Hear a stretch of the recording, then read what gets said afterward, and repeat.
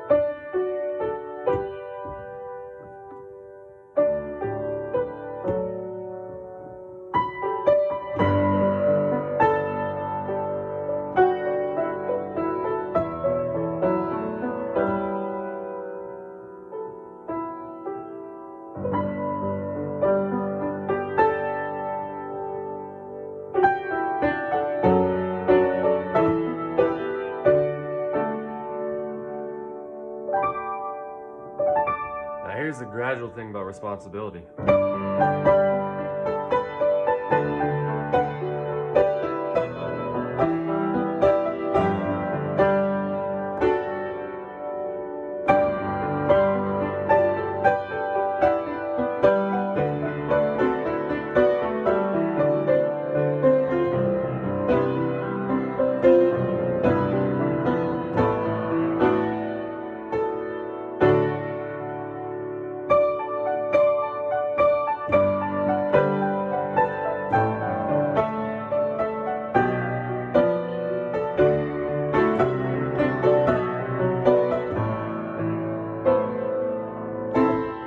Creeps up on you.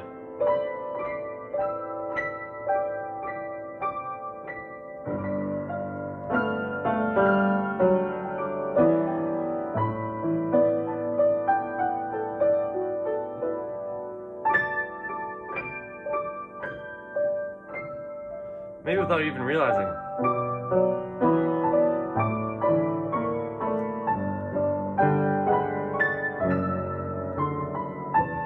Hints.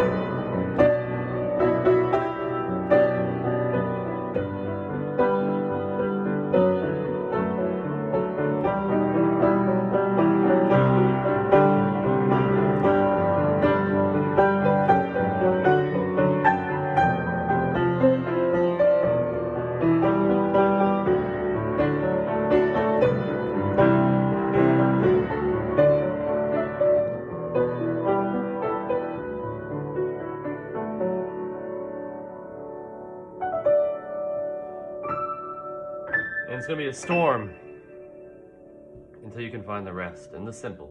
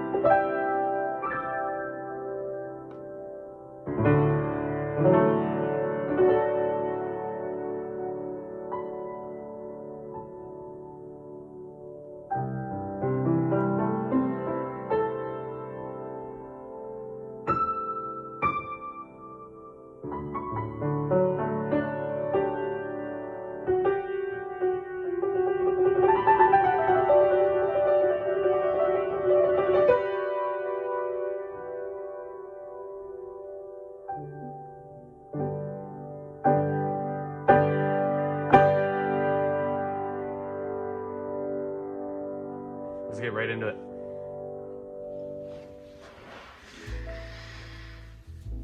Hey guys, how are we? Today is a continuation of last video where we talked about consideration. And, you know, this video is very closely tied with consideration in that responsibility. I mean, the stuff we bear, the burdens, what makes us heavy laden, an allusion to what we'll read into today. It's, you know, something that's very, very important, especially in my life, where in the last episode, if you watched it, we talked about how it's kind of like a living hell in not just my last relationship, but those who freely can give without knowing what to take back. That burden will become too heavy. And it's something I've realized probably far too late, but something I've learned and that I'm all too grateful for, no matter what. And you know, I say late, but there's no such thing as late. The lessons we learn, they're all according to God's plan. I just wish I knew then what I know now.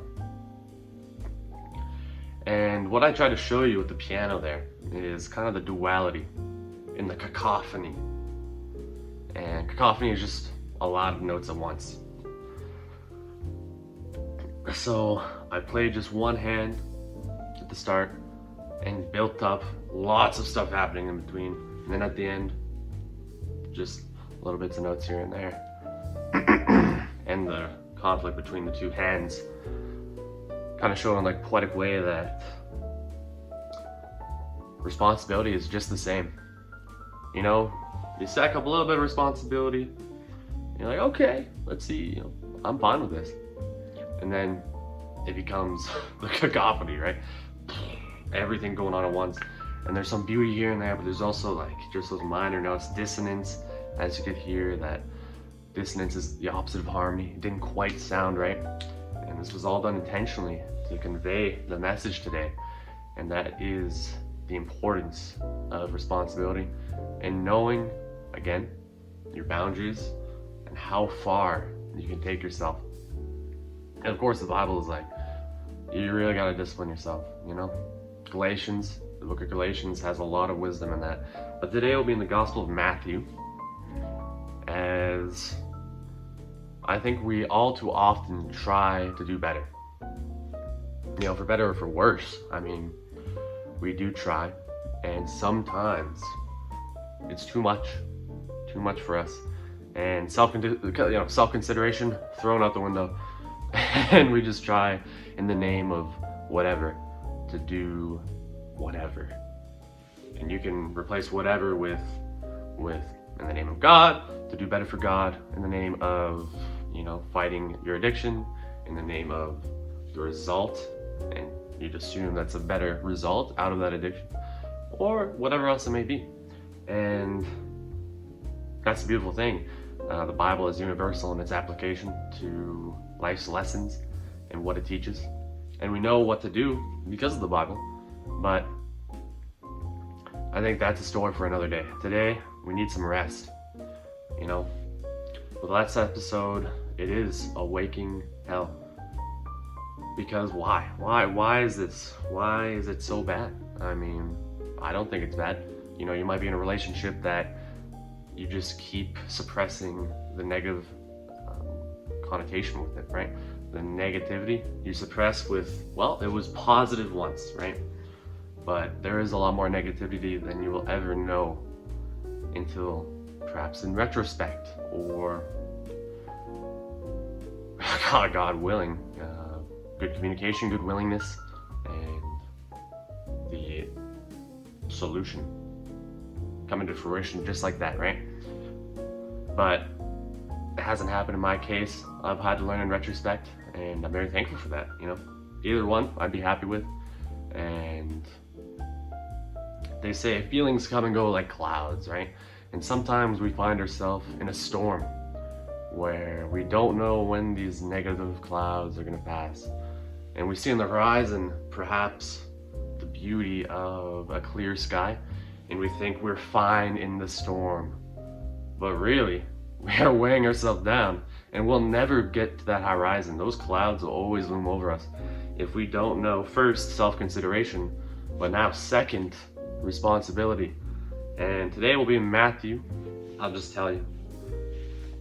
And it's Matthew chapter 11, verses 28 through 30. Just a simple day today, right? Because he says, this is Jesus.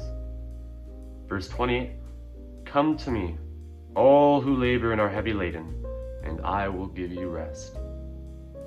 Take my yoke upon you, and learn from me, for I am gentle and lowly in heart, and you will find rest for your souls.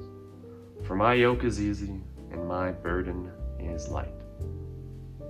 Now we're doing one verse today, or I guess 2 verses, in that there's a lot to digest here. And yeah, it's very simple, that he wants us to find rest in him, where we do carry a lot of weight, and the more responsibility we pack on, the more it's going to weigh us down. And I have felt the consequences of that. With so much responsibility, it becomes such a weight that now it is your, like personally, another responsibility comes into play, that you can see yourself come out the other side. And that is the sole responsibility that matters. And sometimes it gets buried in the rest of it, the noise, the cacophony. And in my case, it was, let's use this relationship as an example, where I would have 100% responsibility, right? And therefore, I had 200% responsibility in that relationship. And it's a shame that, due to capacity, due to different childhoods, due to different ways we've learned to live, that our nervous system reacts in such a way that sometimes it comes into collision. And with responsibility, you get tied down to maybe it's 150 one day, and maybe the person's doing 50%. But I suppose it was never the case for me, and I had to deal with 200% responsibility. And what you get from that is the burden of already yourself and the things that are going on in your life without someone, apart from God, of course, carrying that responsibility for you. And in the flash, it doesn't feel like it, because when that person is just giving it all to you and denying help, denying the need, denying the want, and just avoiding everything in between, the solution, then it becomes your responsibility for them, and they have their own responsibility. And all of this without accountability, again, it becomes that storm that you'll never find yourself out of unless a miracle happens. And God performed a miracle, and it's one that I'm still navigating through, of course, in a time where so much is going on. So many things are coming back to me, and it's been hard. I am in a storm myself, where I need to come to God and give all my burden, all that has come, all that will go, and just say, God, I'm at your feet. I surrender it all, right? It's like that song, I surrender all. And he will give you rest. He's given me rest, although, with so much responsibility, right? The consequences will linger. The residual, I don't know what it might be, grief, residual guilt, residual shame, doubt, whatever the devil might use against you, it will tarry you and it will burden you for sure. So that's why. Let's just walk through Matthew here. And the first line, very simple. Come to me, all who labor and heavy laden, and I will give you rest. Now here, what God means is those who labor and are heavy laden, in that heavy laden could be those without Christ or those with so much responsibility. Heavy laden. And I will give you rest. Truly, for the unbeliever, you will find rest. For those who carry too much, those who bear or are born with too much, he will give you rest. So, how do you do this? Verse 29, take my yoke upon you and learn from me. For I am gentle and lowly in heart, and you will find rest in your souls. And that's beautiful, isn't it? He is gentle and lowly in heart.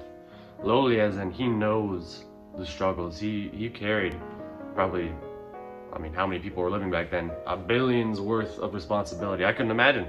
You saw in last episode, the Garden of Gethsemane, where he was literally sweating blood. That's crazy. Have we ever faced our sin, faced our issues with as much effort as Jesus to sweat blood? I know that's something we have to focus on. And this take my yoke upon you. What does that mean? My yoke upon you. Well, the yoke is just an implement used to join animals. Take my yoke and making it easier to be joined with those in fellowship, to be joined, to be part of his children. Now that's what it is. Take my yoke, take his guidance. He's a shepherd, right? And learn from it, right? You are joined, and now it is easier. So the last line, verse 30, for my yoke is easy and my burden is light. Again, it is easy. It is easy to learn from the Bible through various studies, daily discipline, and the burden of him is very light. Of course, we do have to burden ourselves, as with anything, if you consider anything a burden. But his burden is the lightest of them all, where, it's going to sound weird, but we burden ourselves with love, right? It's harder than to hate. We burden ourselves with joy, and then it's harder because depression plagues us, I'm pretty sure plagues us all at certain points in our life. And joy is very hard. It burdens us. But in all of this is an easier route than the opposite, where you might give into addiction, you might give into, whatever earthly sin and the condition with it that is, again, burdened on you. And what form that takes, who knows? I know I'm out of the storm of my past, but the lingering consequences of it are still those clouds. They are yet to go. And it's something I'm working through. And I'd like you guys to think, what are you working through right now? You might say, yes, I'm okay, I'm good, to others, but to yourself, who you really are. That is what I'm meaning here. That is who you are when you are alone. And that what makes you, right? Not in front of others, not this guise, not this fake facade, but who you really are is who you are to God. And if you believe you are a child of God and he loves you, so cast aside those burdens, take upon his yoke, and believe. So I'll be praying on this word, but hope you enjoyed this longer episode, end of the 2-part series. I made the first episode kind of thinking maybe I'll do another part, but I think it was definitely needed, because it's needed for me in my life.